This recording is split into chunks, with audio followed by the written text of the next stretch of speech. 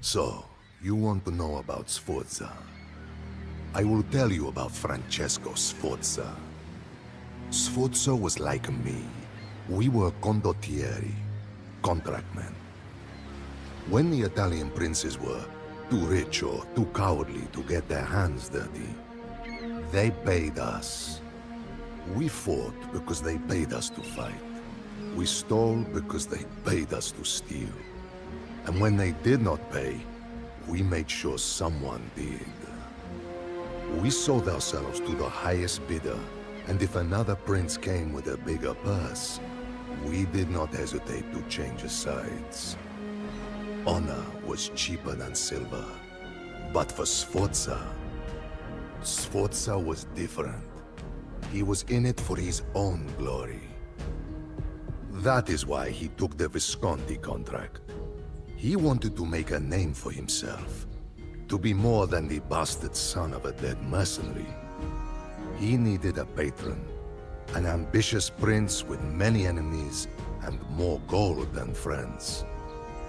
Filippo Visconti, the Duke of Milan, was the obvious choice. Visconti had all the ambitions of Caesar, but none of the courage. He was craven and paranoid, but at least he paid. Well, most of the time. And whether his ambitions meant war with Florence or with Venice, Visconti always needed contractmen. That is why he hired condottieri like Sforza and Niccolò Piccinino, hungry men looking to make a name for themselves.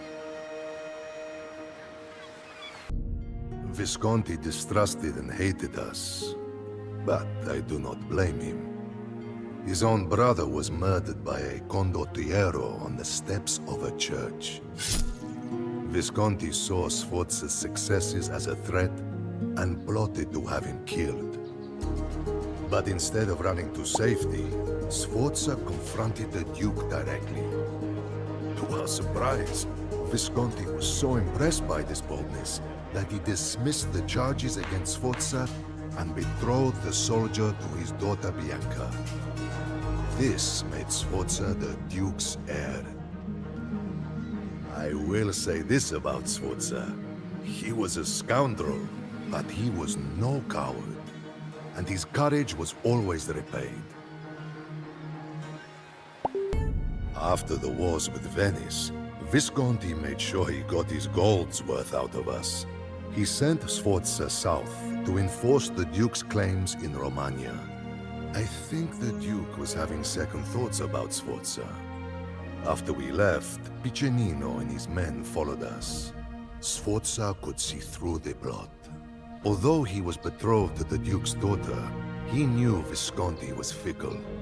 He also knew that being a landless condottiero was a risky proposition. Sforza needed to be his own man and have his own land. A refuge if the machinations of his employers turned against him, or if they demanded justice for Sforza's own treachery. What better opportunity than to use Visconti's weapons and money to his own benefit by making himself the ruler of a city? Sforza and Piccinino were like two alley dogs fighting over a scrap of meat. They were natural rivals, precisely because they were so alike. Of the two, Sforza had a certain pedigree. If you could call being the bastard of a mercenary captain pedigree. From his father, Sforza inherited his forbitia, cunning, and used it to get the best of his rivals, his patrons, and his women alike. Piccinino, the son of a butcher, came into the profession as a soldier. He rose through the ranks and became an advisor to a trusting, yet incompetent condottiero. In this position, Piccinino lured his captain into an ambush and took command of the company. That Sforza and Piccinino would, years later, become blood enemies was as inevitable as two dogs fighting over a single piece of meat. If Sforza thought taking territory would make him safe, he was a fool. The King of Naples looked hungrily northward to the city so easily taken by a rogue mercenary. Sforza needed allies. Sigismondo Malatesta came with a Venetian force, as did Sforza's ever-loyal cousin Micheletto. But the Condottiero needed a more powerful ally. He took his biggest gamble by going to meet an old friend. You might have thought that when Sforza walked into the Milanese court, that Visconti would have ordered him arrested, or that Piccinino would have personally killed him. But surprisingly, Visconti accepted Sforza like a father accepts his wayward son. Sforza and the Duke's daughter were finally wed, and the implication was obvious. Sforza would rule Milan when Visconti died. Whatever the Duke's intentions, this favoring of the prodigal son incensed Piccinino. He furiously tore his contract and stormed out of Milan. If Visconti would not see Sforza for what he was, Piccinino would find another patron. Pledging himself to the King of Naples, Piccinino had one goal: to destroy Sforza. The battle between Sforza and Piccinino was the centerpiece of the war over Italy. Sforza served Milan against Piccinino's Neapolitans. And then, Piccinino returned to Milan's service while Sforza went to the Venetians. No matter which banners they fought under, the rivalry between the two men became the one constant of the war. But Sforza's Furbizia proved to be decisive. He defeated Piccinino in battles across northern and central Italy. The disgraced Piccinino was finally relieved by Visconti, and spent his last breaths in Milan cursing Sforza's name to his two sons. With his rival and equal finally defeated, Sforza seemed destined to fulfill his grandest ambitions. Then, by a twist of fate, Filippo Visconti died, undoing all of Sforza's plans. Visconti's death left Milan in turmoil. Outlying towns rebelled, and Venice threatened the city. By way of marriage, Sforza held a better claim on Milan than anyone. But strangely, the ambitious captain did not take his dowry. He allowed the lawyers and professors of Milan to fashion a republic with all the trappings and corruption of the old Roman one. They called it the Golden Ambrosian Republic, after St. Ambrose. But there was nothing blessed or saintly about this republic. Surrounded by enemies, the Republicans of Milan, more skilled at reading books than leading men into war, needed a captain to command the war against Venice. Sforza, by now employed by the Venetians along with his compatriots Malatesta and Micheletto, did not miss an opportunity to once again betray those who paid him, as well as those closest to him. Rescinding his own claims on Milan, he agreed to serve the Republic against his own cousin Micheletto in exchange for control of the city of Brescia. The leaders of the Republic agreed, even though there were many rumblings that Sforza could not be trusted. After all, for a piece of land, he was now marching against his own blood. Though Milan grew stronger with Sforza's victories, the Republicans came to fear and hate him. They saw Sforza as a Caesar intending to topple their new republic. These bookish professors and lawyers listened intently to two agitators who had returned to Milan. Two brothers with harsh words and a fierce vendetta against Sforza. The sons of none other than Piccinino swore vengeance upon Sforza.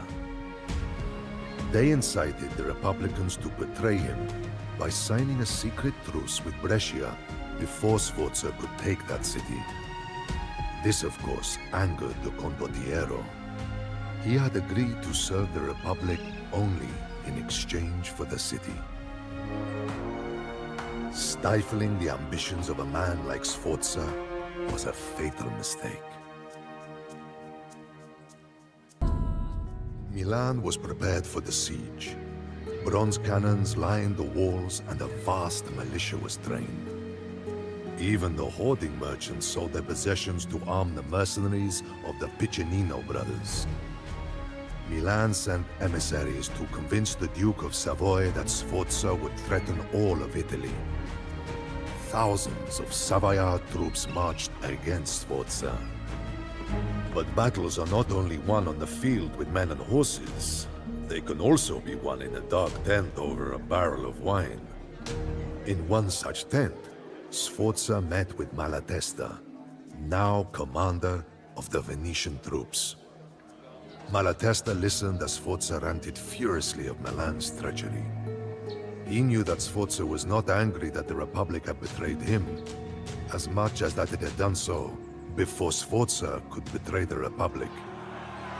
But Sforza offered an opportunity for Malatesta and his Venetian employers. While Sforza hurled his men and his riches against Milan's walls, the Venetians would be free to conquer the rest of northern Italy. Malatesta agreed to help Sforza, but as always, alliance and treachery between Condottieri were only opposite sides of the same coin. Hunger and disease spread in the besieged city. The soldiers left the walls and turned their weapons inward to the cloistered professors and lawyers who had promised them liberty, but at a great cost.